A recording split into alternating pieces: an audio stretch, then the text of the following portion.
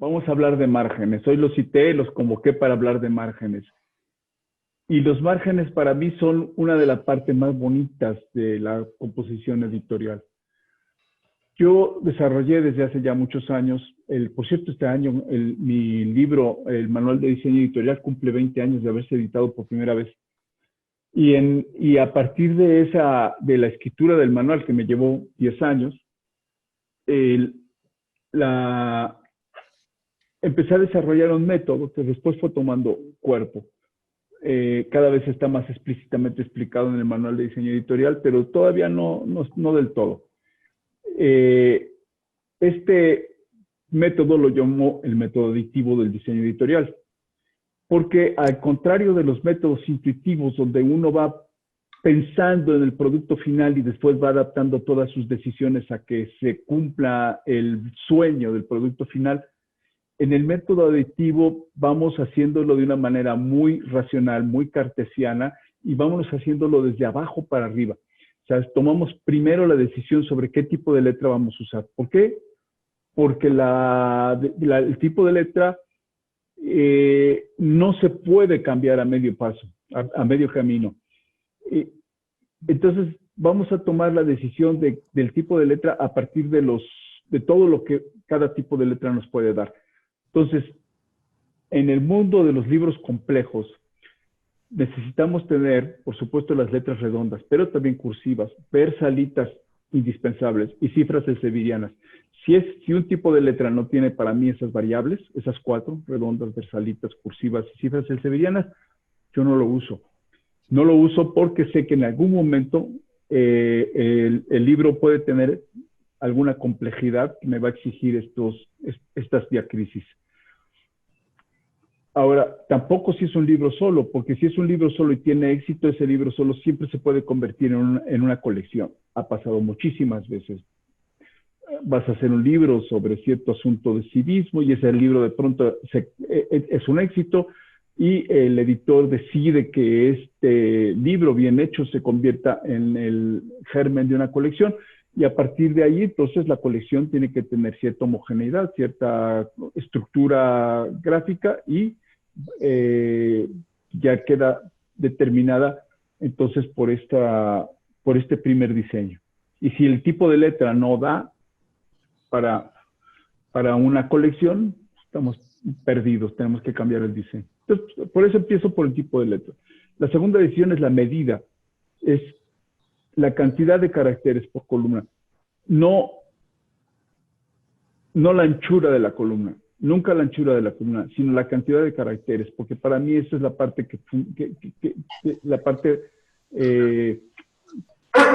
en la que se decide el lector si lee o no lee. Entonces, para darle a la columna tipográfica un verdadero textapil, como me gusta decir, entonces necesitamos que la columna sea atractiva para todos los lectores. Y los lectores son todos distintos. El mundo de los adultos que leen es distinto, o sea, tiene muchos matices. Por ejemplo, pocas veces pensamos en el adulto que lee, sino en un idioma extranjero. Es decir, alguien que nace hablando inglés, aprende español a los 20 y tantos años, aunque hable muy bien español, necesita una columna menos ancha, una columna un poquito menos espesa que alguien que está estudiando filosofía y letras. Entonces, a lo mejor al alumno de filosofía y letras o profesional de filosofía y letras o de filología o de historia, pues le voy a dar una columna hasta 80, quizás hasta 85 caracteres en algunos casos, pero al adulto que también lee muchísimo, pero que está leyendo en un idioma distinto a su idioma materno, no le pasaré de 70 caracteres. Entonces, el mundo de los lectores es infinitamente complejo y lo único que podemos hacer es adivinar más o menos cómo es nuestro lector y entonces le damos una medida determinada. Y después, entonces, decidimos el cuerpo. Entonces, ya habíamos decidido el tipo, decidimos entonces la medida y ahora el cuerpo. Si la letra es más grande o más chica. Curiosamente, muchos empiezan por ahí el diseño. diseña más bien la caja tipográfica y después ven qué tamaño de letra se acomoda mejor para esa caja tipográfica. Aquí no, aquí lo primero es los otros dos parámetros, el tipo de letra y la medida, y el cuerpo viene en tercer lugar, y además el cuerpo no es tan importante, porque siempre tenemos la posibilidad de acercar o alejar el libro, y eso compensa quizás 1, 2 o 3 puntos de tamaño. Entonces podríamos ir de los 9 a los 11 puntos tranquilamente, o de los 10 a los 12, dependiendo del tipo de letra. Vamos entonces a la siguiente decisión, que es la fuerza de cuerpo, es decir, el interlineado. La fuerza de cuerpo es el cuerpo más la interlínea, entonces decidimos la fuerza de cuerpo, hacemos pruebas aumentando, reduciendo la fuerza de cuerpo hasta encontrar una que nos guste, luego decidimos la profundidad, que es el número de caracteres, y en ese momento tenemos lista la caja tipográfica y tenemos una retícula específica. Y entonces hay que poner los márgenes. Y a mí esta parte de poner los márgenes me encanta. Normalmente estamos limitados a las consideraciones de la industria, ¿no? La industria tiene ciertos cortes de papel y nos tenemos que adaptar a esos cortes de papel. Pero se puede. Yo lo he hecho ya durante muchos, muchos años y siempre funciona bien, ¿sabes? Las adaptaciones son muy pequeñitas, las adaptaciones que hay que hacer. Entonces, vamos a ver esta cuestión de los márgenes. Vamos a ver para qué sirven y cómo los adaptamos los márgenes hoy en día, los márgenes clásicos. O sea, vamos a ver para qué sirve el margen, cuáles son las reglas fundamentales que reconocemos sobre los marginados clásicos, cuáles son estos marginados clásicos, los más importantes, y después cómo aplicamos estos marginados clásicos en el InDesign. Así que vamos a hacer una presentación, que es, nada más que ya perdí mi chat, y no quiero perder el chat por si hay alguna cosa urgente, lo vamos a poner por acá, y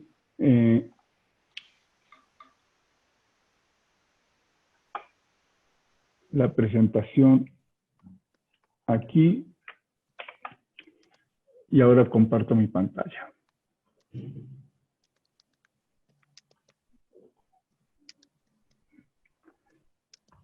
Ahí la tenemos. Muy bien. Entonces, hablemos de márgenes. Hablemos de esta parte favorita de la edición.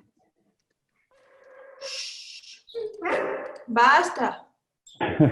Hay un perrito por ahí. Estas son las 4 reglas del marginado clásico. Las reglas están basadas en la observación de muchos marginados, de muchos márgenes antiguos, y por supuesto en lo que algunos especialistas han dicho. Y a final de cuentas me quedo solamente con 4 reglas. La primera regla es que la diagonal del papel, aquí vemos la forma del libro, este es el lomo, el pie, el corte, que es el lado opuesto al lomo, y la cabeza.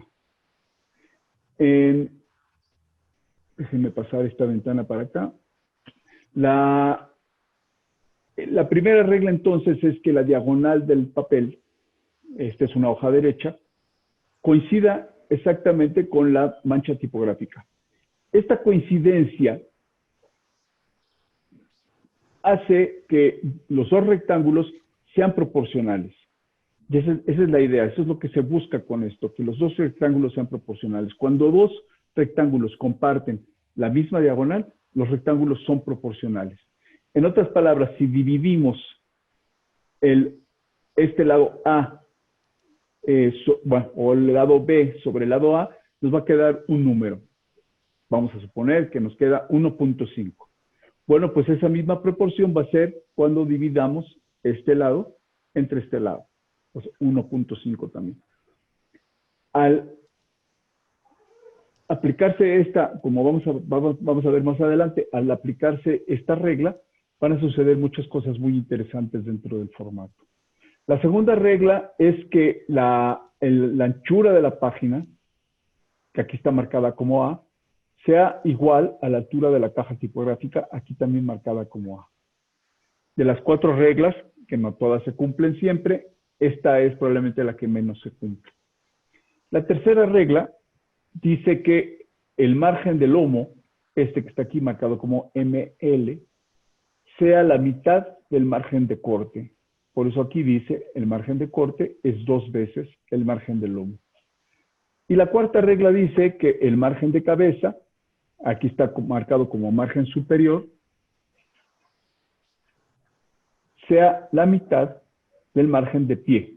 Por lo tanto, el margen inferior es 2 veces el margen superior. Basados en estas 4 reglas o criterios o cánones, vamos a ver muchas formas de marginado, 5 o 6 formas de marginado, que son para mí las más importantes, las que más se repiten probablemente en la historia de la edición. La primera de estas reglas es el método de la diagonal. El primero de los métodos de marginado. Además, déjenme tomar un apunte aquí de algo que no se me debe olvidar. Muy bien. El método de la diagonal consiste solamente en cumplir la primera regla. Entonces, aquí tengo la diagonal, busco un punto P1, un punto P2 en la parte de abajo y marco mi rectángulo tipográfico. ¿Cuál es el criterio para el punto P1? Siempre el margen de lomo. El margen de lomo es el criterio fundamental para, digamos, tomar la decisión sobre cuál es el margen de lomo. Nada más déjenme encontrarlos. Quisiera dejar de presentar un momentito. Aquí. Todavía no sé. Acá está el botón de dejar de presentar. Aquí estamos otra vez todos. Muy bien. Les quiero enseñar algunas publicaciones que tengo por aquí escogidas para hablar un poco del margen de lomo. El margen de lomo depende siempre de la forma de encuadernación. Hay 4 formas básicas de encuadernación. Una es la encuadernación en caballete o a caballo, en que la hoja central tiene cierta distancia con respecto a la primera hoja. Esto se pone en todos los cuadernillos en caballete o las hojas en pares en caballete, quiere decir nada más dobladas en folio, así, se ponen en el caballete y se engrapan al final y ya está listo. De eso no nos vamos a ocupar porque no es una forma de engrapar. El engrapado no es una forma de encuadernar libros muy común. Nos quedan otras 3. La más clásica es, por supuesto, la tapa, o como dicen, tapadura, que a mí me parece un poco un pleonasmo. La tapa, la encuadernación en tapas, es bastante complicada, bastante complicada. Lo primero es que hay que doblar los cuadernillos. Los cuadernillos se doblan, se les dan 2 o 3 dobleces, se le dan un doblez si es folio, 2 dobleces si es cuarto, 3 dobleces si es octavo. Casi todos los libros se publican en octavo, aunque algunos libros de pequeño formato se publican en 16avo y hay incluso algunos libros que se publican en 32avo. O sea que cada impresión son 64 páginas. En el octavo, cada impresión son 16 páginas y probablemente todos los que estamos aquí hemos visto un octavo recién impreso. Luego ese octavo se dobla por la mitad y otra vez por la mitad y queda un cuadernillo que tiene 16 páginas. Estos cuadernillos se apilan, como se puede ver aquí. Aquí se ve que están los cuadernillos apilados. Y luego se cosen. Aquí están cosidos a máquina. Algunos se cosen en telar manual. Por ejemplo, es posible que este libro viejito haya sido cosido en telar manual, pero bueno, tendría que destruir la cubierta para verlo. Y ahora que dije cubierta, pongamos claro que el libro no es,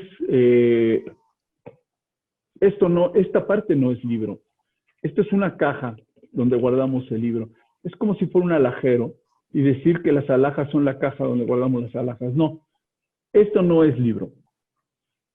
Esto es la protección que le damos al libro. Esta es una hoja, que esto no es una página del libro, sino una guarda, ¿sí?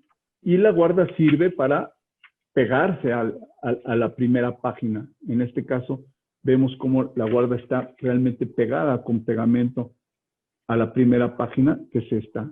Esta página puede ser una portadilla, en este caso es una portada completa, pero podría ser simplemente una portadilla. Y miren cómo después hay una... Perdón, no es cierto, estoy viendo que esta es la vieja cubierta del libro. El libro se vendió así, no me había dado cuenta.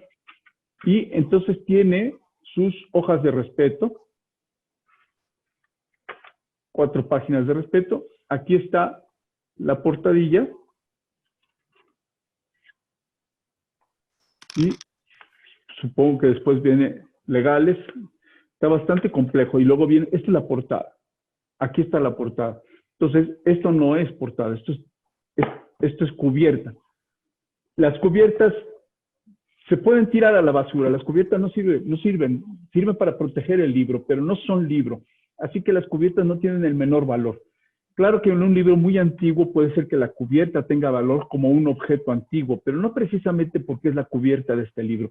Desde luego que si a mí me dijeran, te vendo al mismo precio un Sueño de Polifilo editado por Manuzio en 1499, ¿o qué? 1500, creo que 1500, te lo vendo con la cubierta original o con una cubierta nueva, pues a mí me atrae más el de la cubierta original por cuestiones de antigüedad, pero no es parte del libro. Entonces,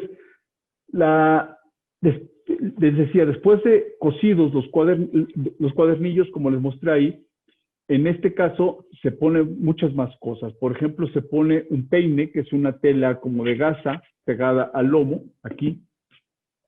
Este libro no tiene, una encuadernación bastante curiosa. Entonces se pone aquí un peine, luego se cosen las cabezadas, que son estos hilos que se pueden ver aquí, sí, estos bordones de hilo de colores son las cabezadas. Aquí hay otro bordón de estos, a veces son muy bonitos, de colores, y estas cabezadas sirven para que no entre el polvo,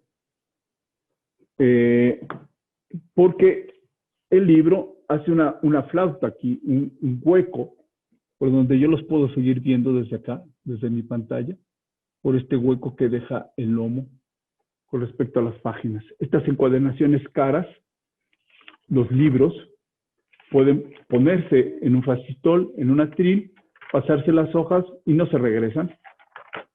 Ese es el chiste de una encuadernación de este tipo.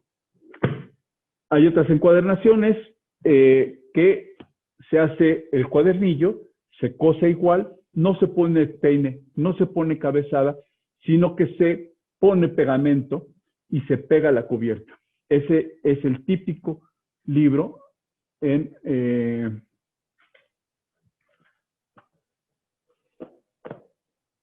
se llama, la típica encuadernación que se llama rústica. Entonces, si uno se acerca, ve que está hecho en cuadernillos, pero hay un pegamento, hay una buena cantidad de cola entre el cuadernillo y la cubierta. Entonces, estos libros son más caros pero son mucho más baratos que los libros hechos en tapa. Y el asunto es al final cómo los cortas, ¿no? Por ejemplo, este libro van puestas las cubiertas, luego primero se corta el corte, o sea, se hacen los cuadernillos, se cosen, se corta este lado, nada más, y se deja entonces estos dos lados. Luego se ponen las cubiertas y entonces en una guillotina bilateral se hacen estos dos cortes, pero ya no el tercero porque esto lleva solapas. Y si hicieran otro corte más, aquí las solapas se perderían. Entonces, una encuadernación en rústica es cara, pero no es mucho menos cara que es la encuadernación en tapa. Y luego tenemos la encuadernación, por ejemplo, esta también esto está ya muy destruido, pero por eso me gusta mostrarlo. Es una encuadernación en rústica de una ortografía castellana del año 1948, ¿no? Una ortografía castellana de Raluy.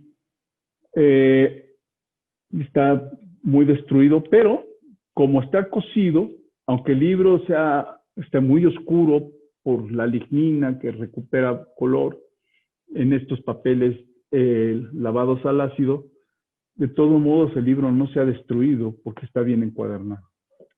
Se le caen pedazos, ¿no? pero aguanta.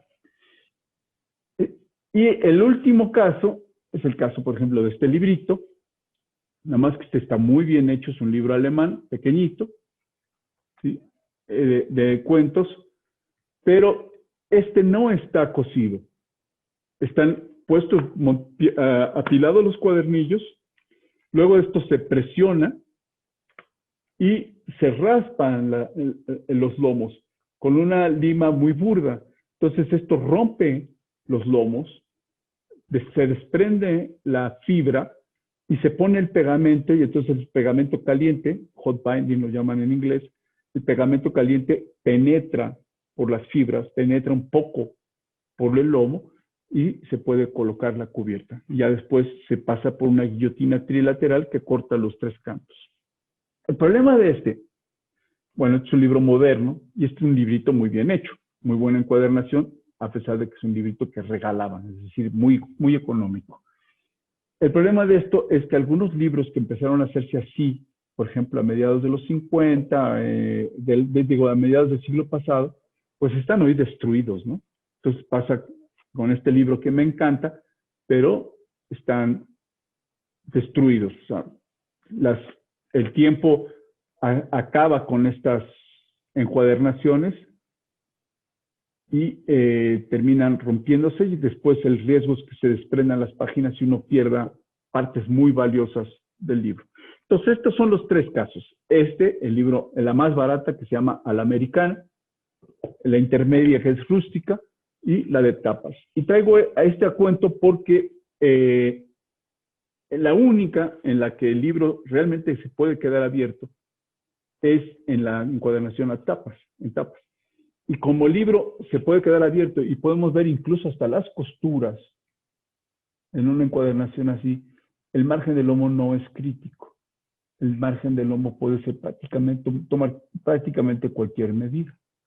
Pero en un libro como donde, bueno, les digo, está muy bien hecho, pero algún otro por acá, pues prácticamente no lo podemos abrir nunca porque corremos el riesgo de romperlo. Y entonces el margen del lomo es crítico. Y aquí tengo, por ejemplo, un caso en que no puedo abrir completamente el libro y tengo ahí quizás texto que se me está perdiendo o que tengo que leer con una atención especial. Y tengo el caso intermedio, en que el margen del lomo va más o menos a la mitad entre el asunto de la tapa y el asunto de la encuadernación a la americana. Con eso lo que quiero decir es que el margen del lomo es el margen más crítico de todos. Entonces nos concentramos en el margen del lomo y a partir de ahí entonces podemos hacer el diseño del resto de la página. Voy a volver a compartir mi pantalla.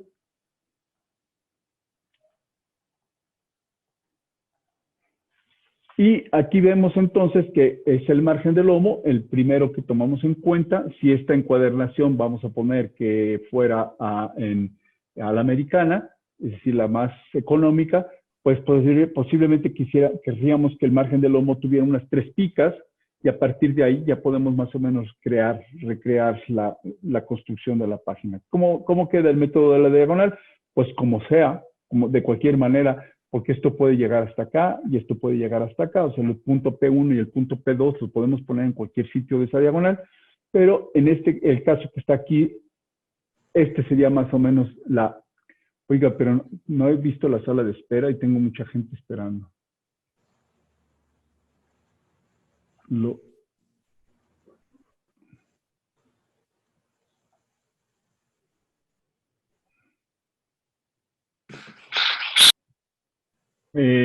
Lo siento mucho por los que me estuvieron esperando, pero estaba concentrado en otras cosas. Bueno, continuamos. Entonces, este es el aspecto que tendría la página con estos márgenes arbitrarios que puse, y así sería con el texto. Pues, se ve bien, se ve bonito. Luego da la impresión de que la primera pantalla, ¿quieres ver la primera pantalla para hacer una impresión de pantalla? Sí, déjame ir para atrás. ¿Esta?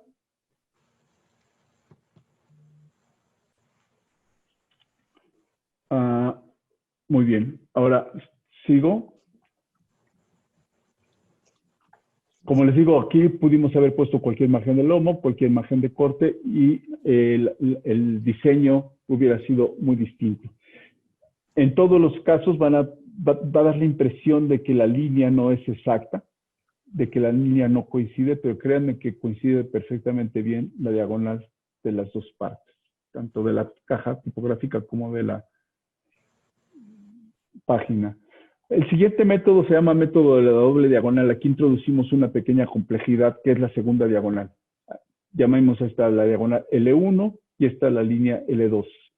Entonces, partimos de la diagonal L1. Nuevamente, ponemos un margen de lomo, el que nosotros querramos, dependiendo, por supuesto, de las consideraciones de la encuadernación.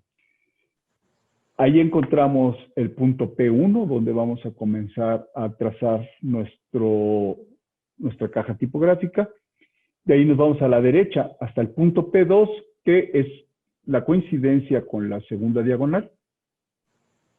Y en P2 bajamos hasta la primera diagonal otra vez, como en el primero de los modelos, en el punto P3. Y eso cierra la caja tipográfica. Aquí hay cosas muy interesantes. Una vez que nosotros hemos escogido este modelo, suceden cosas muy interesantes dentro de la página. Y vale la pena tomar en cuenta estas nuevas cosas. Por ejemplo, vamos a ver en la esquina superior izquierda, esta. En esta esquina superior izquierda tenemos un pequeño rectángulo. Este rectángulo, si se fijan, coincide también con la diagonal de la página. Exactamente. Por lo tanto, tenemos aquí un rectángulo que es proporcional a la página y que es proporcional también a la mancha tipográfica. Entonces, su proporción de anchura con respecto a la proporción de la altura es igual en los tres casos. En otras palabras, podemos tomar en cuenta que el margen de lomo es proporcional al margen de cabeza en la misma proporción que lo es la anchura de la página con respecto a la altura de la página y la anchura de la caja tipográfica con respecto a la altura de la caja tipográfica. Me explico. Si la página tuviera, por ejemplo, 2 veces la medida de la anchura, la mancha tipográfica también sería 2 veces de alto, lo que tiene de ancho, y el margen del lomo sería el doble aquí de lo que tiene aquí. Todo en la misma proporción. Ahora, veamos en la esquina superior derecha. Aquí tenemos un caso parecido, nada más que la diagonal de referencia es la diagonal larga, en la que están las dos páginas abiertas. Nuevamente podemos deducir que ese rectángulo es proporcional ya no a una página, sino a 2 páginas juntas. Y si ese rectángulo es proporcional a 2 páginas juntas, esto quiere decir que mide de ancho el doble que el rectángulo que está en P1. En otras palabras, el margen de corte es el doble que el margen de lomo. Una vez que ponemos la diagonal P2, esto sucede sin duda alguna. Ahora veamos el último la última esquina, la esquina P3. Pongamos aquí este nuevo rectángulo. Ahora tenemos un rectángulo que es proporcional a una sola página.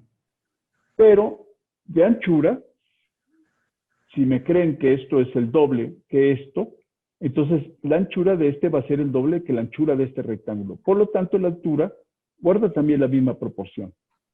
Entonces, si esta altura fuera 2 por 1, entonces este rectángulo tendría el doble de altura que este. O sea, el doble tendría esta anchura 1, aquí serían 2. Lo que no hay duda es que esta altura del margen inferior, o el margen de pie, es el doble que el margen superior. Por lo tanto, se están cumpliendo aquí 3 de las 4 reglas. La primera regla, que es la regla de la diagonal. La segunda regla, que es la tercera regla, en que dice que el margen del lomo sea la mitad del margen de corte. Y la cuarta regla, que dice que el margen de cabeza sea la mitad del margen de pie. Aquí podemos ver justamente que este rectangulito que está aquí, que es la cuarta parte de esto, es del mismo tamaño que este. Entonces, por lo tanto, aquí es el doble y aquí es el doble. Este es el aspecto que quedaría de la página, de la doble página, y así sería con texto. Es bastante bonito. Me gusta mucho las proporciones de los márgenes que da el método de la doble diagonal. ¿Por qué el margen de abajo es más grande que el de arriba? En todos los marginados clásicos vamos a ver esto. El margen de abajo es el más grande de todos. Bueno, esto le da cierta volatilidad a la mancha tipográfica. Hace que no se cargue en la parte de abajo y por lo tanto la hace más atractiva de leer. Esta volatilidad la hace más fácil, más simple para los ojos del lector. Es decir, tiene más textapil que si la mancha tipográfica estuviera recargada abajo. A veces la recargamos abajo en algunas revistas, pero yo casi siempre, y no solamente en las páginas de los libros, sino en muchísimos más diseños, casi siempre dejo el margen de abajo más grande que el margen de arriba, aunque no haya texto. ¿Por qué este margen conviene que sea la mitad de este? Bueno, porque aquí se suman, aquí tengo un margen de cierto tamaño, y aquí como tengo dos mitades de este margen, entonces es el mismo tamaño, y aquí tengo otra vez el mismo tamaño. Por lo tanto, las dos manchas tipográficas son equidistantes, están ubicadas dentro de la página en estos lugares estratégicos. ¿Cuáles son las funciones de los márgenes? Bueno, si yo me pongo a preguntar, y lo he hecho muchísimas veces a los asistentes a una reunión como esta, cuáles son las funciones de los márgenes, vamos a tener toda clase de respuestas. Por ejemplo, para poner los dedos y que los dedos no cubran el texto. Me parece bien. Otra es para darle elegancia a la página. Sí, por supuesto, muy bien. Y hay muchas más. Los márgenes son multifactoriales. No se puede decir que el margen se haya inventado para cumplir con cierto propósito. Yo creo que cumplen muchos propósitos a la vez y han sido siempre pensados de forma que cumplan todos estos objetivos. Uno es, para mí el más importante, resistir las maniobras de reimpresión. Pongámonos en el caso de un monasterio del siglo XII, ¿sí? Un clásico monasterio en la Europa del siglo XII, donde a lo mejor vivían 40 monjes o 40, 60 personas entre novicios, monjes, sacerdotes y ayudantes. Y en estos monasterios probablemente había 6 libros, 8 libros. Ese era el gran tesoro bibliográfico del monasterio. Una Biblia o un Nuevo Testamento, un Antiguo Testamento, una o dos obras de los padres de la Iglesia, de San Agustín, desde luego, probablemente había algún libro sobre algunos misales, algún libro específico sobre este monasterio, es un puñado de obras. Estos libros entraban y salían de la pequeña biblioteca del monasterio, iban a dar al facistol, por ejemplo, del refectorio, que es donde comían los monjes. Y mientras los monjes comían, alguien hacía una lectura. Entonces tomaba un libro gordo como este, encuadernado en pergamino como este, lo abría, lo colocaba en el facistol, que es un atril, y leía la lectura del día. Este libro entraba y salía 3, 4 veces de la biblioteca, iba al refectorio, o iba a la capilla, o iba al jardín donde tenían una reunión, o iba simplemente a la habitación del monje donde iba a leer y a tomar apuntes. Entonces entraba y salía, entraba y salía. Cada una de estas entradas y salidas acababa rompiendo el libro, ¿sí? Acababa haciendo destrozos en la encuadernación, en las páginas, ¿no? Como esto. Y llegaba el momento en que había que reencuadernar. Entonces, como les digo, esto es basura, se tira a la basura, y esto es un tesoro, o sea, la parte impresa o la parte manuscrita es un tesoro. Entonces, simplemente se conserva el tesoro y se cambia la caja. Se tira la hoja se tiran las hojas de las guardas y se deshace completamente el libro. Se cortan las costuras, el libro se deshace, se extienden los pliegos, se planchan aquellos pliegos que hay que volver a planchar, se hacen enmiendas en las hojas rotas, se hacen enmiendas en las erratas, se ponen anotaciones, lo que haga falta. Y una vez terminado este trabajo de limpieza, se vuelven a doblar las hojas, se apilan, se cosen y, por supuesto, no quedan parejas. Y aquí está el tema. Para que vuelvan a quedar parejas, se tienen que refinar. Entonces no eran guillotinas que bajaba una hoja, sino que se ponían en una prensa y con una especie de cepillo de carpintero se rebajaba hasta que quedaran parejas las hojas. Otra vez parejitas como estas, ¿sí? Este libro, si salía y salía y salía y entraba y salía y entraba otra vez del monasterio, a los pocos años, 20 años quizás, 10 años, había que reencuadernarlos. Y en esta reencuadernación se volvía a perder material, otro pedacito de la hoja. ¿Cuántas veces había que reencuadernar un libro de culto? Pues no sé, a lo largo de los 300 o 400 años en que pasaba el monasterio del siglo V al siglo IX o incluso más adelante, pues probablemente el libro tenía que reencuadernarse 20 veces o 30 veces según el uso que se le había dado. Y en cada una de estas reencuadernaciones, un poquito de 1 milímetro más de hoja. Entonces, los libros tendrían tener grandes márgenes para resistir el tiempo. Lo más grandes posible, ¿no?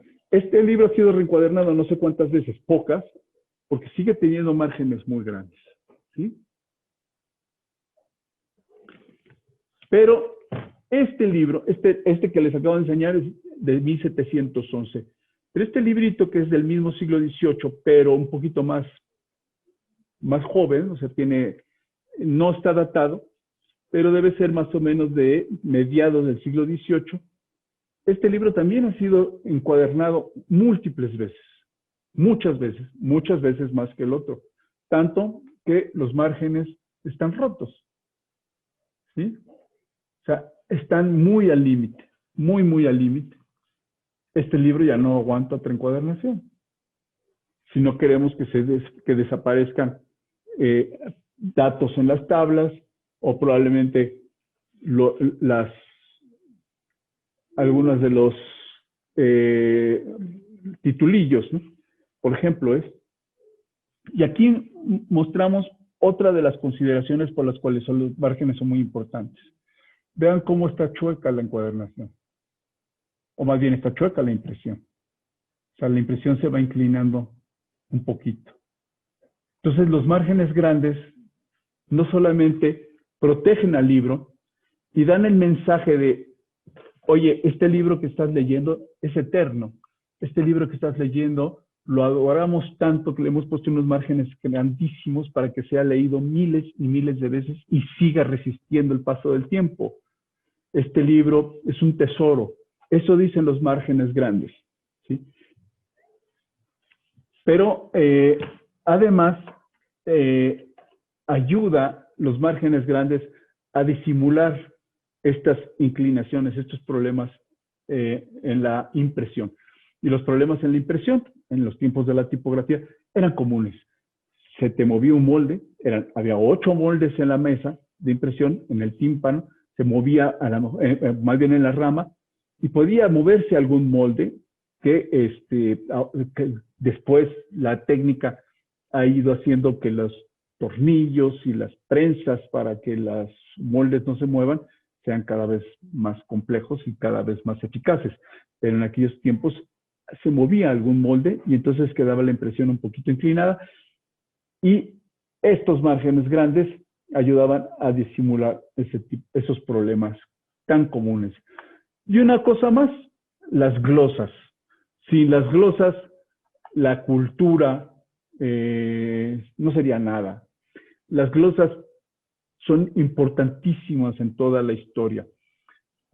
Curiosamente, muchos piensan que escribir en el margen de un libro o poner anotaciones en un libro es destruir el libro, y en algunas partes puede ser que sí, pero muchísima de la cultura que hemos adquirido a lo largo del tiempo viene de estas glosas. Estas glosas son las anotaciones marginales. De hecho, las primeras muestras del español como una lengua diferente del latín fueron las glosas emilianenses, unas notas en unos libros que estaban en el monasterio de San Millán de la Cogolla, cerca de Logroño, como a unos 40 minutos de Logroño. En este monasterio se descubrieron estas anotaciones marginales hechas en una letra parecida a la merovingia, pero que se reconoce en España como visigótica, y que no pueden reconocerse como latín. Entonces es una nueva lengua. A partir de eso, hace alrededor de 1100 años, se considera que comienza a escribirse el español. Entonces, hay que admitir las glosas, ¿no? Hay que permitir las glosas. Y los libros más ricos que han salido y entrado y salido y entrado más y más y más y más veces de las bibliotecas de todos los tiempos están llenos de anotaciones. Si no tenemos márgenes grandes, esas anotaciones no existen. No se pueden dar. Entonces, volvamos a la presentación. Continuemos con los marginados clásicos. Tenemos ahora entonces el final de este método de la doble diagonal, que vemos tiene amplios márgenes como para poner anotaciones, para disimular los defectos de impresión y por supuesto para resistir un montón de reencuadernaciones. Esto es el sistema ISO 216. Nosotros en México no utilizamos este sistema que terminamos viendo en el default del InDesign como la página A4 o la página A5. Este es el sistema europeo de corte, manipulación del papel y un sistema muy interesante, homogeneizado, muy bien regulado industrialmente, donde todos los papeles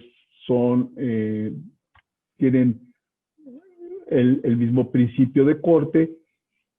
Se trata del rectángulo de la diagonal abatida, que también se llama rectángulo homotómico, en el que cada doblez tiene las mismas proporciones que la forma anterior. Entonces, una página A4 que mide 210 milímetros por 297 milímetros Si la doblamos por la mitad, tiene exactamente las mismas proporciones, aunque la mitad del tamaño, la mitad de la superficie también. Entonces, es muy útil este rectángulo homotómico en la industria, aunque algunos lo consideran un poco aburrido. En México no lo usamos porque nosotros usamos las medidas imperiales del sistema inglés. Entonces, este es el sistema ISO 216 como uno de nuestros marginados clásicos. ¿Qué tan clásico puede ser? Pues no mucho. El sistema ISO 216 fue admitido como norma en el mercado común europeo, y estamos hablando de los años 50, 60, ¿no? Y después se convierte en el sistema ISO 216, quiere decir que es admitido como el sistema rector por la Organización Internacional de Estándares, que es la IOS, pero que toma la sigla griega ISO, que significa igual, como nominador de sus normas. Entonces, la norma ISO 216. La idea de esto es que la mancha tipográfica tenga la mitad de la superficie que la página, es exactamente el 50%. Déjenme ver si no hay alguien más en la espera. Me parece que no hay nadie más esperando entrar. Todo bien. La página, por ejemplo, en este caso sería una página A4, que es equivalente al tamaño carta, pero es un poquito más alta y un poquito más angosta. Y la mancha tipográfica sería una página A5. A5 es la mitad de la altura, 297 se convierte entonces, perdón, la altura sigue siendo 210 y la anchura es la mitad de la altura de aquí, o sea, 148. En realidad sería 148 y medio, pero no hay medios milímetros en el sistema ISO 216. Los impares se redondean al par inmediatamente inferior a la mitad y se redondea al par inmediatamente inferior. Entonces, si nosotros restamos de 210 148, nos va a quedar 62. 62 lo vamos a dividir entre 3. Nos quedaría 20 en tercio aquí y nos quedaría 41, 2 tercios acá. Pero redondeamos a 21 y 41. Y entonces tenemos aquí la suma 62. De esa manera tenemos que el margen de corte es prácticamente la mitad del margen del doble del margen del lomo. Y luego lo mismo hacemos con el margen superior y el margen inferior. El margen superior y el inferior sumados hacen 87, perdón. El tercio de 87 es 29 y 2 tercios de 87 es 58. Aquí las cantidades sí nos dan exactas.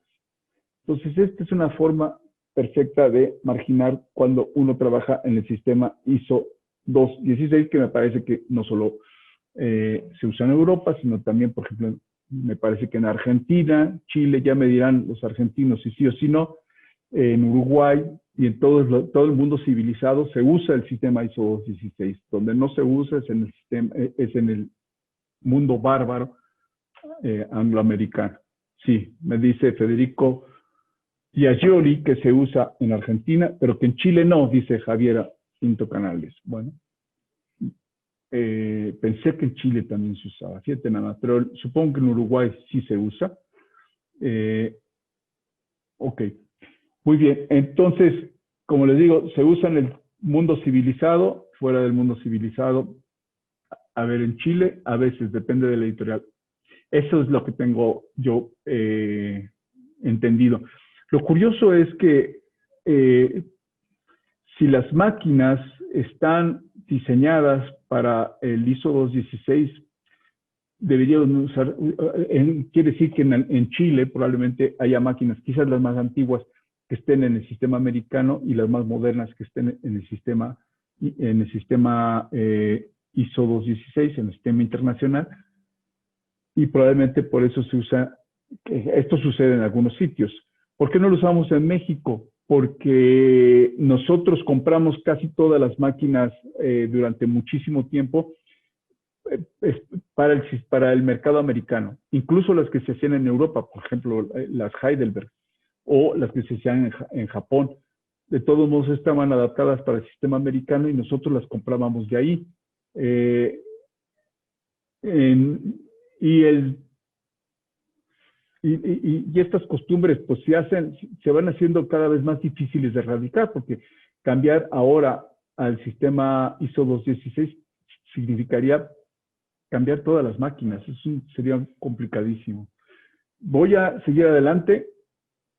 No hay medida que se siga a rajatabla, no se sigue a rajatabla en ningún lado, ni siquiera en Europa. Pero cuando los libreros en las librerías, las cajas donde almacenas los libros, las máquinas, los papeles, cuando todo está dentro del mismo módulo, la verdad es que lo que más conviene es, sí, seguirlo a rajatabla. Vamos a continuar con esto. El sistema que sigue, bueno, este sería la conclusión del sistema ISO 216. Los márgenes también son muy bonitos.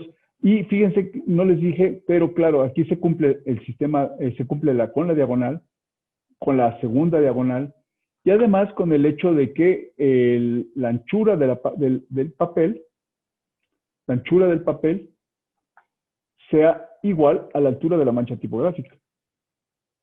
Entonces, en este caso se cumplen prácticamente las 4 reglas. Y este es el aspecto de la página. Casi todas las páginas al final se van a ver parecidas. Las diferencias son muy sutiles. Este es el canon ternario, el canon más clásico de todos, el más venerado, sobre todo porque el número 3 siempre ha tenido una cuestión mágica, una cuestión mística también. Se traza siempre sobre un formato 2-3. Eso, si no es un formato 2-3, no es un canon ternario. Se puede medir 20 centímetros por 30 centímetros o 18 centímetros por 27 centímetros, o puede ser 48 picas por 62. O sea, es siempre una proporción 2-3. Si ya tenemos un papel que tiene la proporción 2-3, que no es común en el sistema angloamericano, excepto, por ejemplo, en el papel que llamamos oficio, que mide 21,5 por 34, que es parecido es el 21,5 por, sí, está muy cerca del canon ternario, pero es muy grande. Entonces, las reglas, ahora repito las 4 reglas.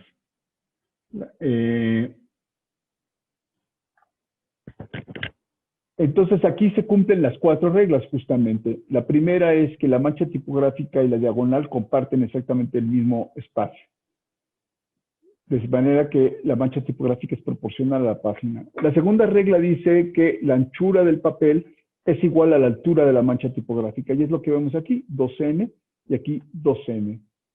Entonces, si esto mide 3n y esto mide 2n, nos queda n para dividir entre 3. Por lo tanto, ponemos n entre 3 arriba y 2n entre 3 abajo. Y este espacio de abajo es, por lo tanto, el doble de arriba. Si este es n y este es 2n, este es el doble del de arriba. Los márgenes laterales, tenemos que la altura del papel es 3n, por lo tanto, 2n. Por lo tanto, esto va a ser 4n entre 3. Es decir, volvemos a poner en proporción de 3 a 2 la anchura de la mancha tipográfica. Entonces nos da 4n entre 3.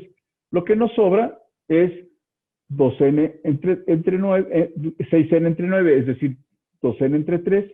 Aquí lo dividimos 2n entre 9 y 4n entre 9. Y aquí tenemos algo interesante que es los novenos. Es dividir de alguna manera la página en novenos. Ahora vamos a ver con detalle qué es esto de dividirlo en novenos. Este círculo se lo inventó Schichold para marcar cómo la anchura de la mancha tipográfica, y la altura de la mancha tipográfica es igual a la mancha del papel. Entonces aquí se cumplen las 4 reglas. La diagonal, la anchura del papel igual a la altura de la caja tipográfica, y que el margen de corte sea el doble del margen de lomo, y que el margen de cabeza sea la mitad del margen de pie, o que el margen de pie sea el doble del margen de cabeza. Esto, como le digo, es un canon tremendamente venerado, muy antiguo. Y esto es el aspecto de la página con este canon.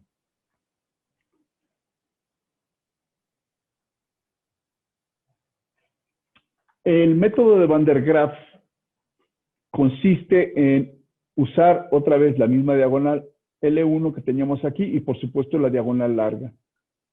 Ahora repitamos lo mismo para el otro lado. Entonces usamos la diagonal de aquí y vamos con esta otra diagonal. En la primera diagonal, esta, y la segunda diagonal, se crea el punto A, que lo llaman línea áurea. No tiene nada que ver con la proporción áurea. Es el nombre correcto que también se usa es línea del tercio.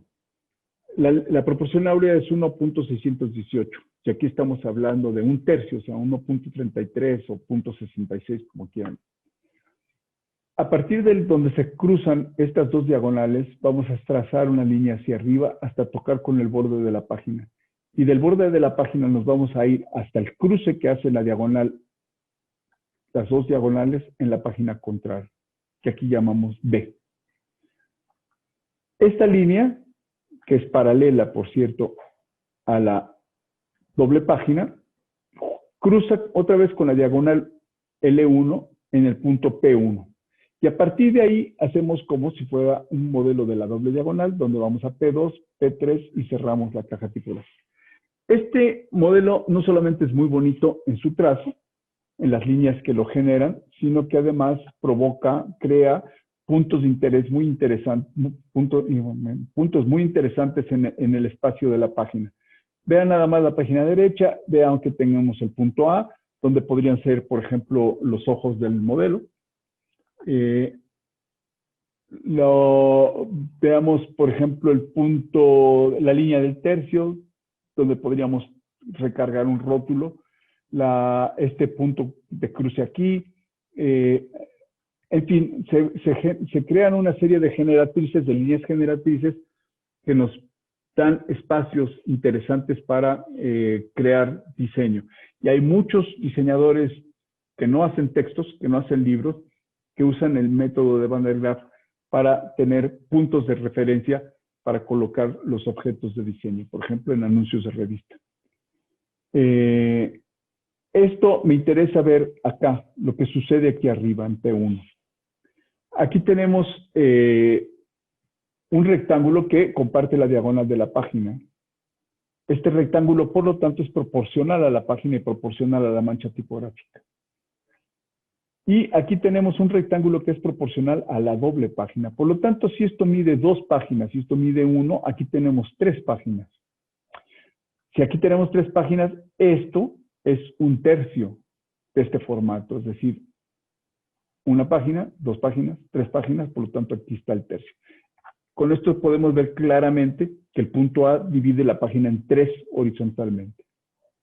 Ahora veamos este. Este también es proporcional a la página porque comparte la misma diagonal.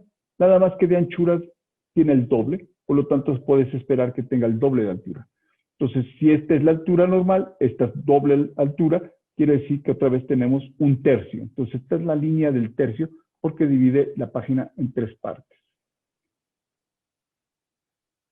Así que todo esto que hemos hecho con las líneas con la doble diagonal es dividir la página en 3, como lo hemos visto antes. Ahora, veamos este espacio de aquí arriba. Aquí tenemos otra vez lo mismo. Un rectángulo proporcional a una página y aquí otro rectángulo proporcional a 2 páginas. Pero esto sucede solamente en un tercio de la página. En otras palabras, esto es un tercio del tercio. Por lo tanto, el método de Van der Graaf es muy bonito de trazar, pero no es otra cosa que dividir la página en 9 partes.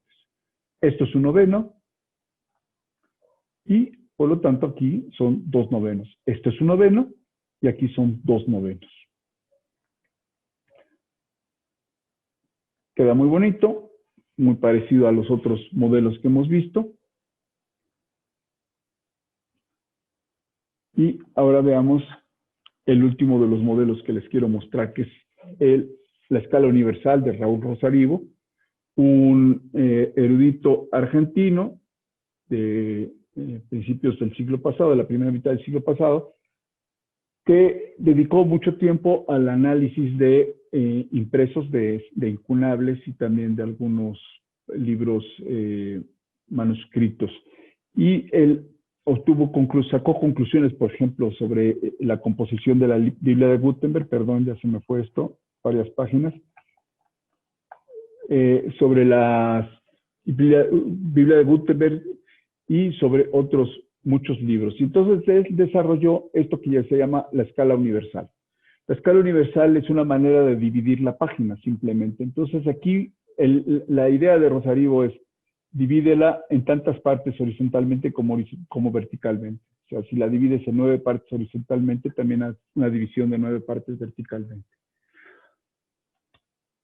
Según Rosarivo, había que hacer un número trino de partes, es decir, 9, 12, 15, 18, 21.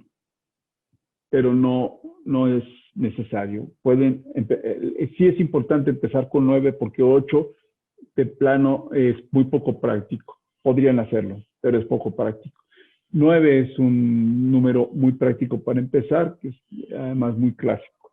Ya vimos que permítanme un segundo. Un segundo, ¿no? ¿Sí?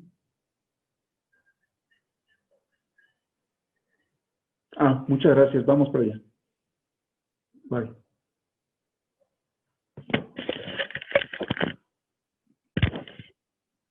Perdón, pero estas llamadas que si no contesto me van a estar llame. Entonces, no se necesita que sea un modelo trino. Podemos hacerlo dividir en 10, en 11, en 12, 13, 14, 15 partes, sobre todo a partir de 9. El chiste aquí es que vamos a tomar una línea vertical para el margen de lomo, una línea horizontal para el margen de cabeza, 2 líneas verticales para el margen de corte y 2 líneas horizontales para el margen de pie. El resultado queda así. Esto, curiosamente, no curiosamente, sino geométricamente, desde luego, hace que se cumplan también las reglas de las diagonales. Vemos aquí, por ejemplo, la diagonal de la página y cómo pasa la diagonal de la página por todos estos rectangulitos. Por lo tanto, pasa por toda la caja tipográfica.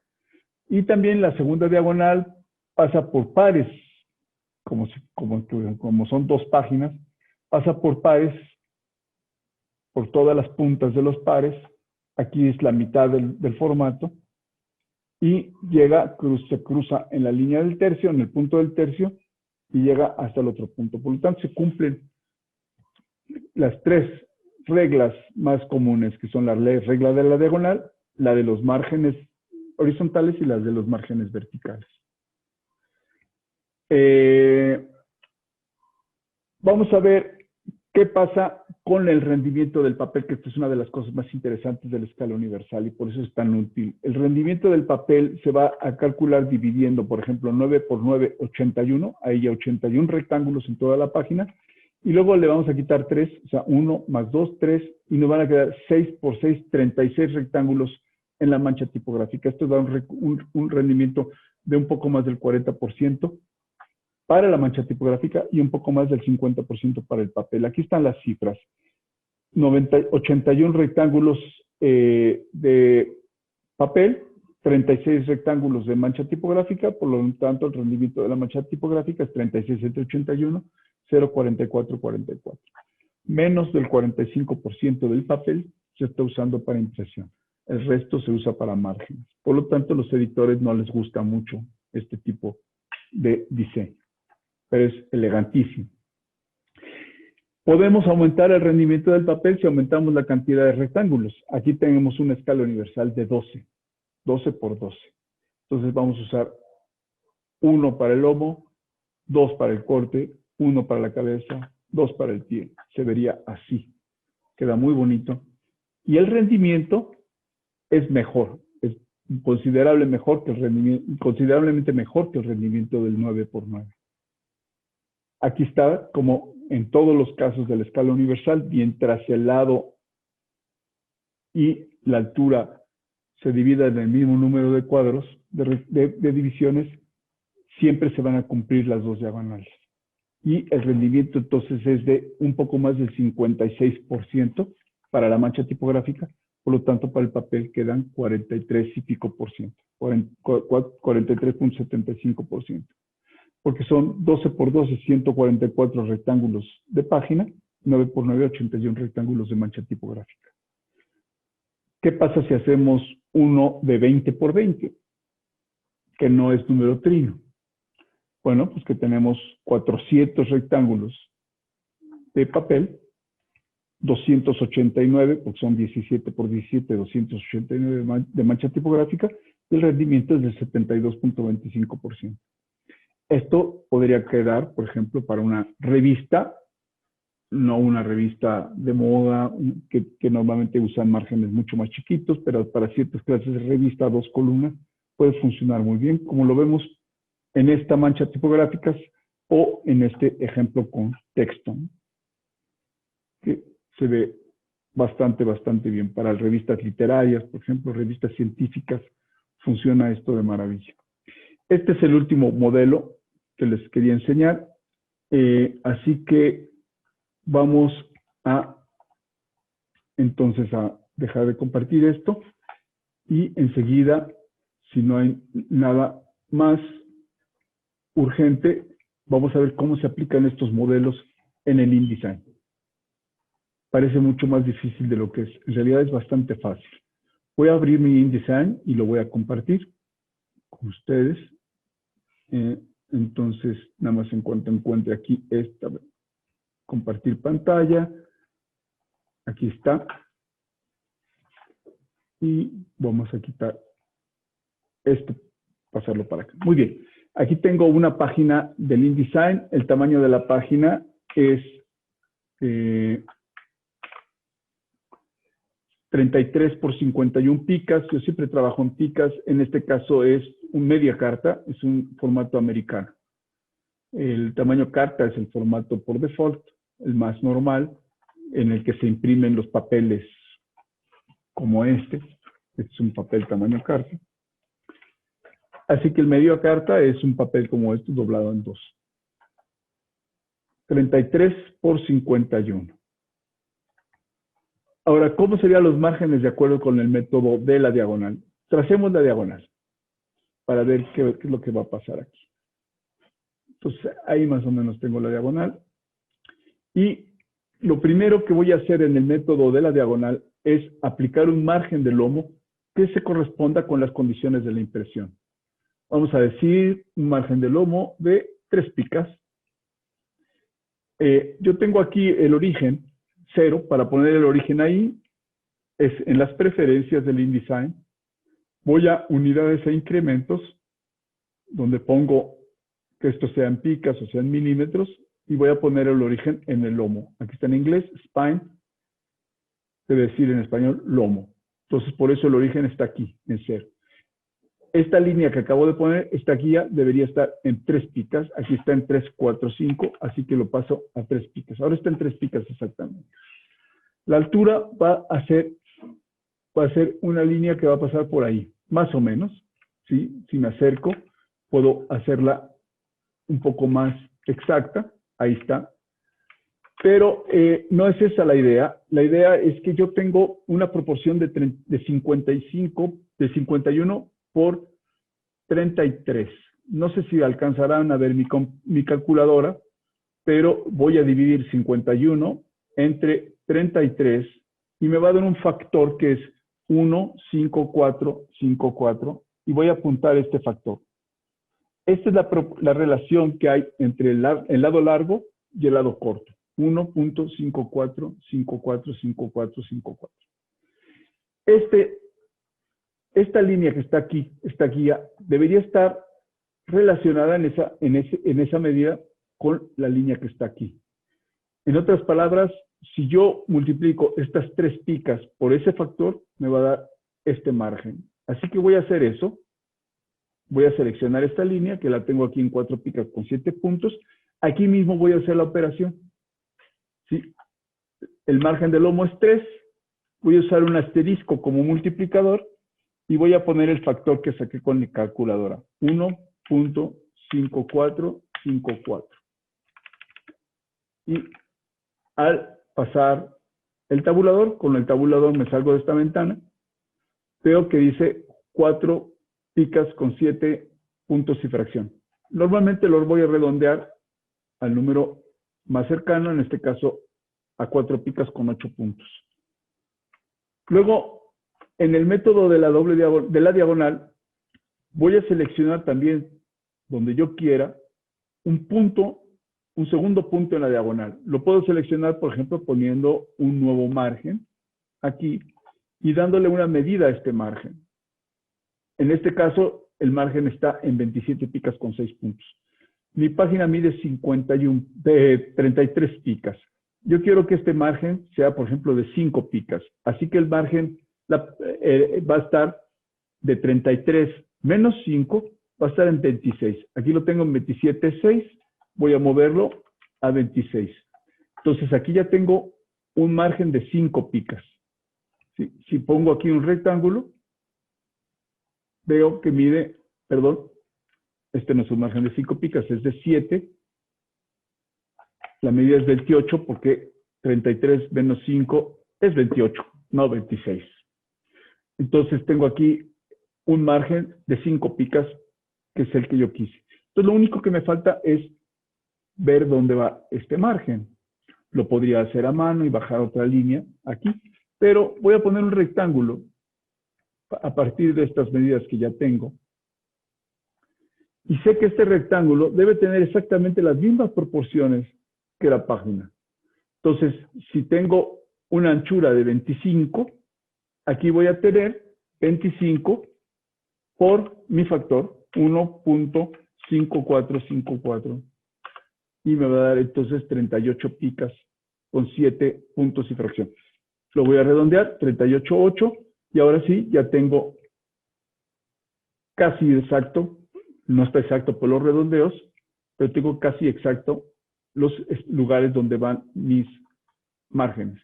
Entonces simplemente voy al marginado, nada más déjenme acordarme cuánto era aquí, era 4,8 y abajo es, el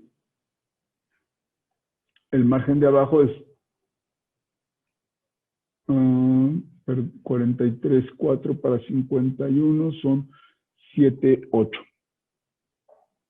Entonces, voy a los márgenes, esto siempre en el estilo A-Master. Y pongo el margen del lomo, siempre empiezo por ahí con 3, el de corte con 5, que eran datos que yo puse, y luego cabeza 4P8 y pie 7P8. Y eso me debe dar, si borro esta caja tipográfica, me va a dar exactamente los márgenes que habíamos calculado. Ya puedo borrar todas mis guías, incluyendo la diagonal. Entonces, este es el marginado por el método de la diagonal. Ahora, vamos a aplicar el método de la doble diagonal. Entonces voy a recuperar la diagonal que había borrado, quito estas guías y voy a poner una segunda diagonal para ver cómo va a funcionar esto. El método de la doble diagonal parece que va a ser más complicado, pero en realidad es mucho más sencillo que el método de la diagonal, que es el más difícil de todos. En este voy a poner los márgenes en 0.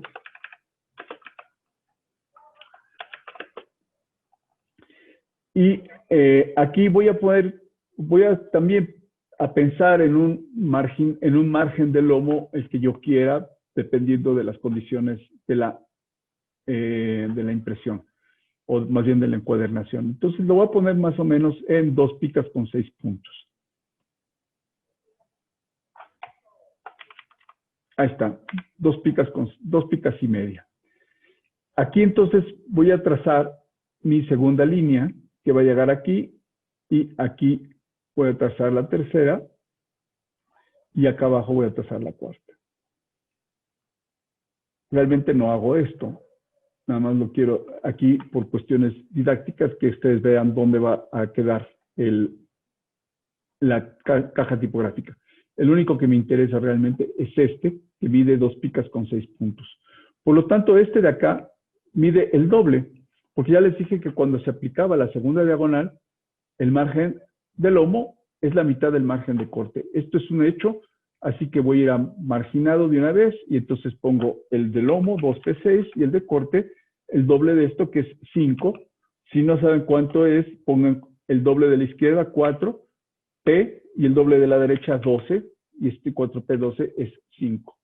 Entonces, queda ya el margen en esta línea de acá. Voy a borrar esta. Voy a borrar esto que ya no los necesito. Y tampoco los puedo borrar. Bueno, no importa. Vamos. Claro, es que estoy tratando de borrar los márgenes, eso no se borra. Muy bien. Ahora, ¿qué pasa con la altura? Bueno, pues que la altura es proporcional a la anchura. Entonces, una vez más, voy a usar mi factor. Como no he cambiado el tamaño de la página, sigo teniendo exactamente el mismo factor, 1.5454. Entonces, este margen de arriba va a ser igual, este lugar va a ser igual a 2P6, que es el margen del lomo, multiplicado por el factor, 1.5454. Y me da 3 picas con 10 puntos. Vean cómo casi coincide exactamente con esto, con estas líneas que pusimos aquí. Entonces, este de 3 picas con 10 puntos ya es un margen. Voy al marginado, lo pongo como margen superior, y el margen de abajo va a ser el doble, o sea, 6P20, que el InDesign me lo va a convertir en 7P8. Y ya acabé. Entonces, voy a quitar todas estas cosas que sobran. Vemos cómo la nueva caja tipográfica cumple casi exactamente, si no lo hace exactamente es por los redondeos, pero cumple prácticamente con las dos diagonales, o sea, esta y este lugar de aquí. Ahora, ¿cómo sería el canon ternario? Tendríamos que partir de una página que mide 2×3. Entonces voy a cambiar el tamaño de la página y en vez de poner esto así, 33×51, vamos a hacer un canon ternario fácil, 30×45. Quiere decir que de altura son 3 veces 15 y de anchura son 2 veces 15. Es una página pequeñita. Vamos a ver cómo funciona 30×45. Voy a quitar estas guías, las voy a arrastrar para acá. Y vemos cómo sería el marginado. Bueno, el canon ternario es muy fácil, porque es un noveno. El margen del lomo es un noveno del tamaño de la página. Es decir, que si la página mide 30 centímetros, el margen del lomo va a medir un noveno de eso. No hay nada más sencillo que ir al marginado, empezar por el margen del lomo y decirle, bueno, mi página mide 30 picas y lo divido entre 9, por lo tanto me da 3 picas con 4 puntos. Y esto, el doble, es 6P8. Entonces ya están así de resueltos los márgenes de lomo y corte. Y ahora en la cabeza y pie va a ser bastante similar. Sabemos que la medida es 45, entre 9 me va a dar 5 y abajo entonces me va a dar 10. Y ya acabé. Es así de fácil hacer un método de un canon ternario. Como les digo, el punto de partida es, por supuesto, que la página tenga una proporción 2×3. Y vean que todo se cumple. Y no solo se cumple eso, sino que además puedo poner una circunferencia, partiendo de aquí,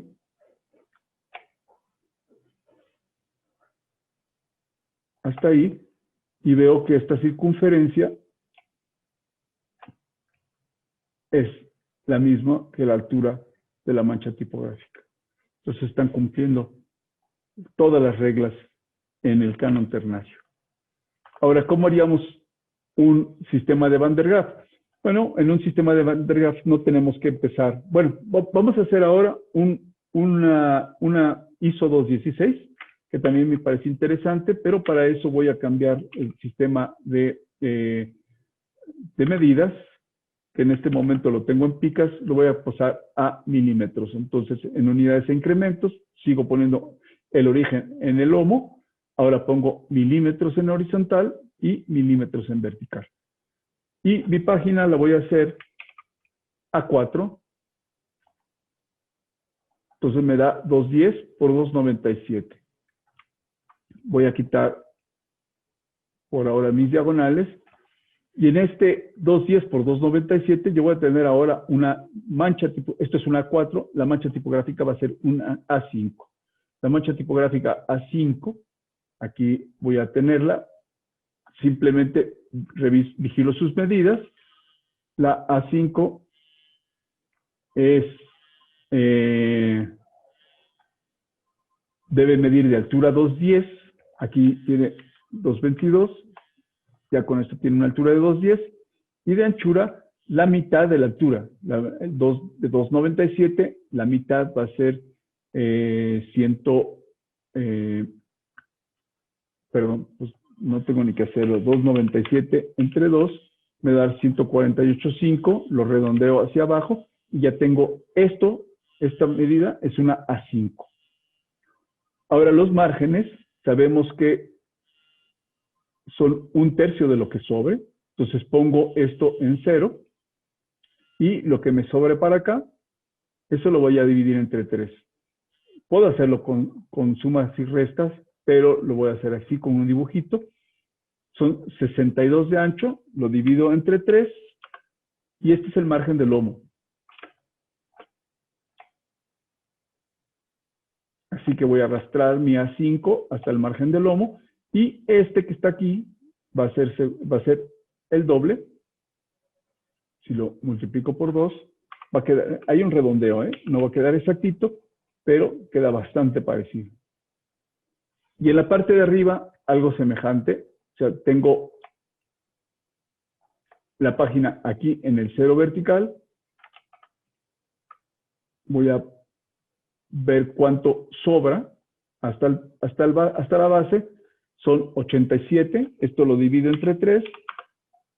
Y ya tengo el margen de cabeza. Que es este. Ya puedo arrastrar mi página hasta aquí. Y el de abajo, pues no tengo ni que decirlo, pues es el doble de este margen que habíamos establecido para la cabeza. Si lo multiplico por 2, va a dar 58, que es... Tengo problemas con mi teclado numérico, ya está, coincide exactamente. Entonces, los márgenes hay que moverlos. El margen de cabeza va a ser 28. ¿28? No recuerdo. No, 29. El margen de abajo 58. El de la izquierda va a ser 21 y el de la derecha, o sea, el de corte 41. Y así queda el metro. Entonces, no, vuelvo a poner mis diagonales y todo coincide al punto.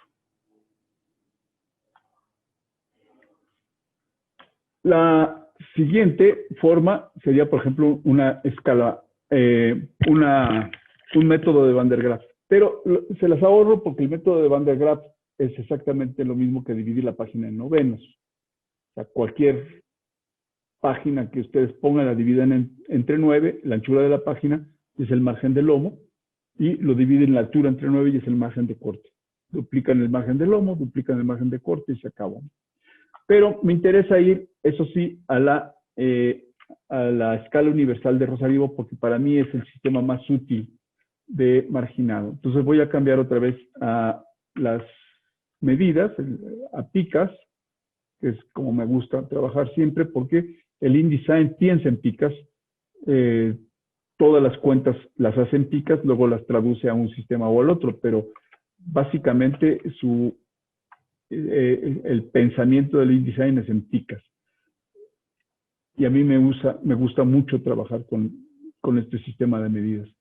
Entonces, voy a poner un tamaño de página al que yo quiera. Vamos a suponer, por ejemplo, 37, no, vamos a hacer algo más fácil, porque si no esto se pone muy complicado. 36 por 54.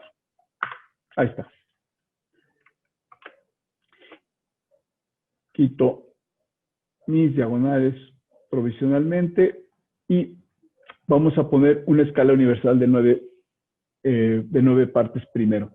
No saben lo fácil que es esto. No saben qué cosa tan fácil es. Parece más complicado de lo que... Pero miren, vayan a Layout. El cuarto renglón es crear guías. Aquí en crear guías ponen 9, 0, 9, 0. Se aseguran de que las guías estén en la página y si hay otras guías, borran las guías que haya y le dicen OK. Entonces ya tenemos resuelta la escala universal. Vamos a nuestro marco de texto y lo ponemos aquí. Este es nuestro marco de texto. Si teniendo este marco de texto seleccionado, podemos ver aquí que empieza en 4 por la izquierda y en 6 por arriba. Entonces los márgenes son 4 aquí, 8 que es el doble de 4, el margen de cabeza es 6 y este va a ser 12. Ya acabamos. Así que con esto tenemos resuelta la escala universal. Me ahorro las diagonales porque ya las demostré. Ya demostré que son todas coherentes. ¿Qué tal si queremos hacer una escala universal de 12 partes, que es una muy bonita para libros? Entonces vamos a crear guías. Decimos que borre las guías que hay. Ponemos 12, 0, 12, 0. Y ya está. Entonces, tomamos esto como pista.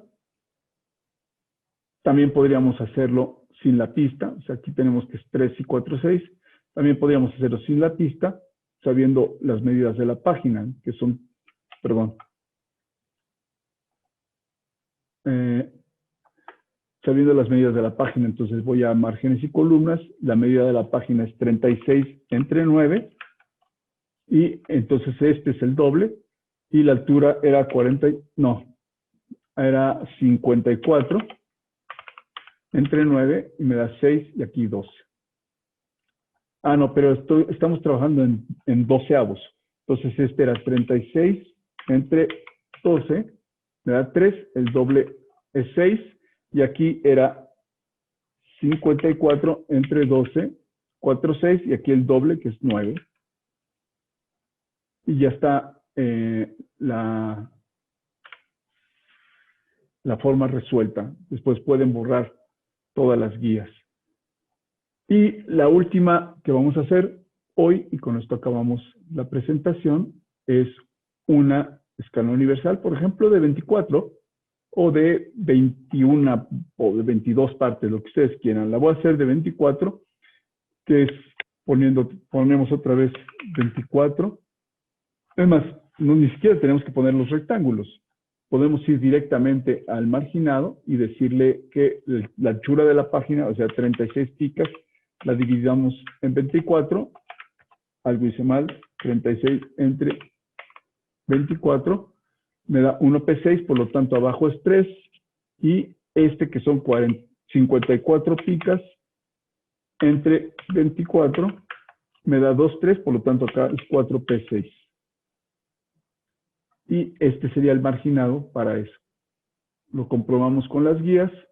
Ponemos 24, 0, 24, 0 y borrar las guías anteriores y vemos que coincide perfectamente con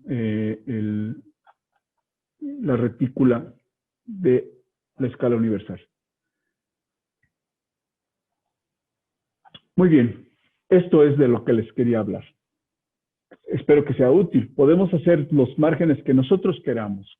La única consideración que es fundamental es que con cualquier transparencia, con cualquier pequeño velo de transparencia que tenga el papel, es muy importante que la mancha tipográfica de un lado de la página coincida perfectamente con la mancha tipográfica del otro lado. Porque si no, se ven transparencias en los márgenes y esas transparencias pueden ser tan incómodas como las transparencias en medio del renglón. Así que cuidamos la retícula vertical para que los renglones del recto coincidan exactamente con los renglones del verso. Cuidamos la retícula para que los renglones de la columna izquierda coincidan perfectamente con los renglones de la columna derecha. Y cuidamos la transparencia para que la caja tipográfica de un lado de la página coincida perfectamente con la caja tipográfica del otro lado de la página. Eso y un bonito marginado, sea como sea, con cánones clásicos, o olvidándose de los cánones clásicos, con el criterio que ustedes quieran, un bonito marginado les va a dar siempre una buena obra. Pero los márgenes son una parte fundamental del diseño de la página para que la página sea atractiva. Una última cosa antes de cerrar. Hay veces que el formato del libro, por cuestiones técnicas, no va muy bien con el formato de la página. Vean ustedes los márgenes de corte que tengo aquí, son enormes. Son incluso más grandes que los márgenes de pie. Porque si hubiese yo usado hasta acá la caja, una de dos, o pongo 90 caracteres por renglón que no los quiere leer nadie, o pongo una letrota de 13, 14 puntos que normalmente se ve como un dispendio, como una exageración por parte del editor. O sea, que querías venderme muchas páginas, ¿no? Por eso pones esa letrota. Son defectos malos. Entonces, mejor hacer una caja como esta, pequeña, dentro de una hoja grande. La hoja grande es de este tamaño por cuestiones técnicas, y podemos usar los bordes, por ejemplo, para ladillos, o para crear, para poner ilustraciones, ahí sí, grandes, todos los grandes que queramos, ¿no? Que vayan desbordando los márgenes. Por ejemplo, esta. Entonces, tenemos dos cajas tipográficas, una que da un margen para las ilustraciones y otra que da un margen para los textos. Y los textos los mantenemos dentro de en este caso, por ejemplo, alrededor de 70 caracteres por renglón, que es muy cómodo. Así que son cajas que se adaptan a las diferentes circunstancias y se ven muy, muy bien. Pues muchas gracias por venir, muchas gracias por oírme. Espero que les haya gustado esta clase. Estoy encantado de volverlos a ver. Hace 15 días que no abríamos otra vez esto por cuestiones también técnicas. Y ya les anunciaré las siguientes cosas que hagamos. Espero que sean muchas más todavía, a pesar de que la pandemia nos va cambiando las circunstancias cada día. Nos vemos entonces la próxima vez. Si quieren, revisamos las preguntas. En caso de que haya preguntas, con mucho gusto trataré de responderlas. Estoy un poco perdido porque no he visto el chat. Ni siquiera he visto el chat. Vamos a ver los mensajes. Que si enviaré el link de la clase, sí, les voy a enviar el link a todos en cuanto termine la grabación y sepa cuál es ese link. Voy a ponerla en YouTube. Seguramente no será pública durante un tiempo, sino que la vamos a poner privada y les voy a mandar el link a ustedes, y dentro de unos meses o unas semanas, no sé cuánto, entonces la voy a hacer pública. Pero por ahora se va a quedar privada. A mí no sé qué me da de hacerlas públicas. Todavía no termino de digerir bien los valores de esto. Gracias por sus comentarios. Son unos comentarios muy estimulantes. Me llenan el día, me hacen que la adrenalina suba y me energiza. Tengo un día de muchas cosas que tengo que preparar, así que me encanta. Voy a ir con toda la energía. Muy bien, no veo preguntas. Pues entonces aquí cerramos. ¿Sale? Gracias a todos. Gracias por venir. Excelente semana para todos. Gracias. Gracias. Nos vemos en la próxima. Gracias, muy bueno, gracias. Gracias, Gracias. Ana. Ya les iré Muchas gracias. explicando cómo qué hacemos para la próxima. Gracias, Federico. Gracias, Mejor. Virginia. Gracias, gracias. Hay una pregunta, maestro, Sí, dime, Leopoldo. sobre cómo determinas la ubicación de tus cornisas y de tus folios. Ah, claro. Siempre fuera, siempre las cornisas y los folios siempre van en el margen, fuera de la caja tipográfica. Tu distancia entre el pie de la cornisa y la cabeza del folio. Muy bien, trato de que queden por lo menos unos 6 puntos, pero yo he visto de todo, ¿eh? Hay quien pone la cornisa a la mitad del margen, hay quienes incluso lo ponen un poco más elevado, y debo reconocer que de todo se ve bien. O sea, es difícil tener una cornisa mala. Cornisa mala es cuando va muy pegada, por ejemplo, al texto, y hay veces que se confunde, que no sabe realmente si es texto o es cornisa. Esas no me gustan, pero digamos de unos 6 puntos, es decir, en una retícula de 12 puntos, la cornisa debe tener por lo menos un blanco de 6. ¿Sí? Si pudiéramos tener un poquito más, mejor. Pero son blancos bonitos, los de 6, 8 puntos más o menos. Si llevan filete, puedes poner el titulillo más alto, que al final de cuentas el filete te va a dar la separación psicológica que necesitas. Muchísimas gracias. Excelente remate. De nada. Para una excelente faena. Una cosa más, el pie. Hay veces que a mí me gustan mucho las cornisas con el folio arriba, ¿sí? Claro. Incluso sangro los folios, pero eso es una locura mía. Y muy pocas veces uso folios abajo. Pero cuando uso folios abajo, por ejemplo, en las páginas capitulares que no me gusta poner nada arriba del título, entonces pongo el folio abajo. En esos casos, lo pongo no a la mitad del margen, sino un poquito más arriba de la mitad. Claro. Desde que aprendí a hacer márgenes, tengo esta fijación de que lo de abajo debe ser siempre más grande que lo de arriba. Claro, más aire. Sí, aire abajo. Así es. Entonces Gracias. siempre el folio no Muchísimas va a la mitad, sino va un poquito más alto de la mitad. Excelente. Muchísimas gracias. Con gusto.